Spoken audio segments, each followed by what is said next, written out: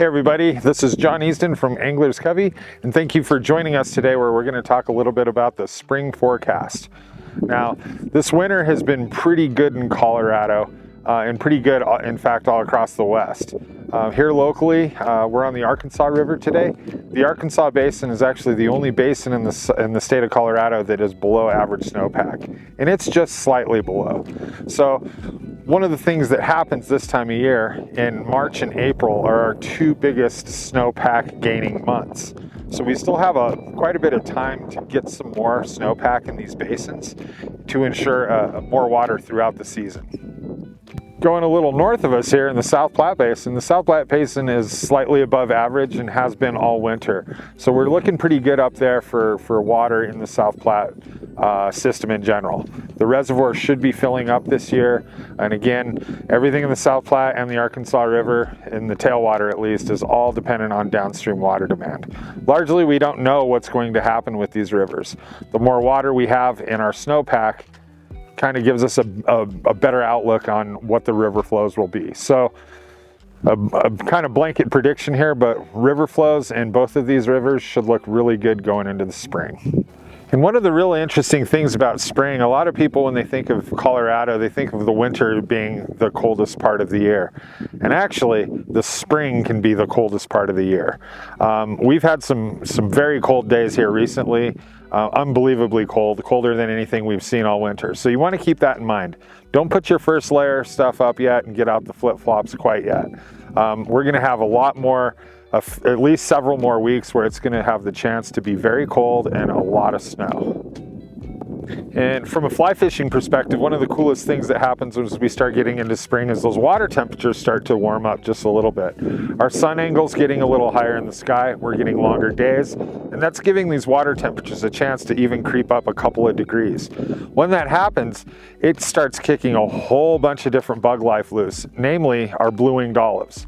And what we start to see this time of year are some pretty good hatches of blue-winged olives. The fish are very happy to see these bugs as they've been eating midges pretty much for 4 months. So when these blue-winged olives start to happen, when we start to see them on the water, it's kind of game on. This also marks kind of the beginning of some really good dry fly fishing in all of our areas.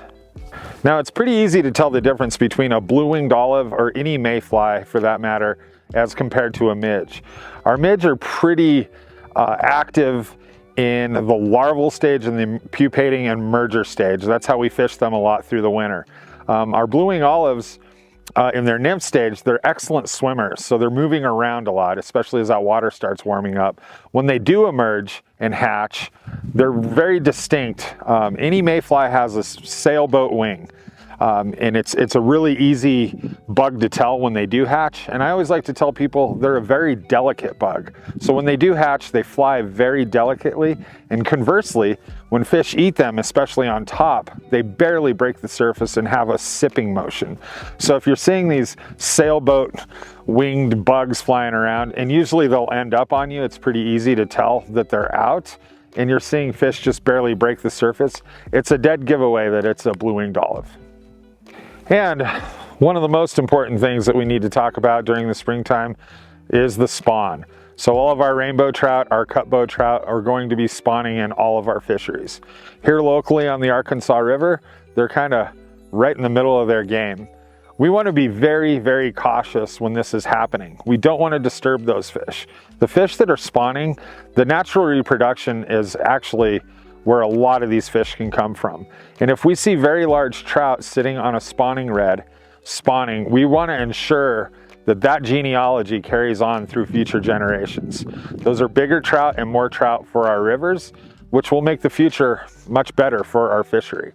We want to leave those fish alone, not fish to them, not bother them at all, and especially walk through their spawning beds. It's fairly easy to tell where a spawning red is. And again, that's called a red, R-E-D-D. It's a spawning bed. But they're very easy to tell. They're very distinct spots in the river where a fish has come in and moved all the substrate off the bottom of the river to make a place for them to lay their eggs. Fish are generally not spooked at all when they're in this stage. You can walk pretty much right up on them and they're not going to spook. It's some telltale signs that you can see that any angler can see on the river to kind of alert you that these fish are spawning. Since it is the end of March, we still do have some time to gain some more snowpack. This is going to be a conservative guess, but it's our best guess that we're going to have really decent water all throughout the summer. The key here, and the absolute key here, is that we don't warm up too quick as we come through spring. If it stays nice and cool and it's a gradual warm up into summer, that snowpack is going to last a lot longer, and it's going to stay highly beneficial for all of our fisheries.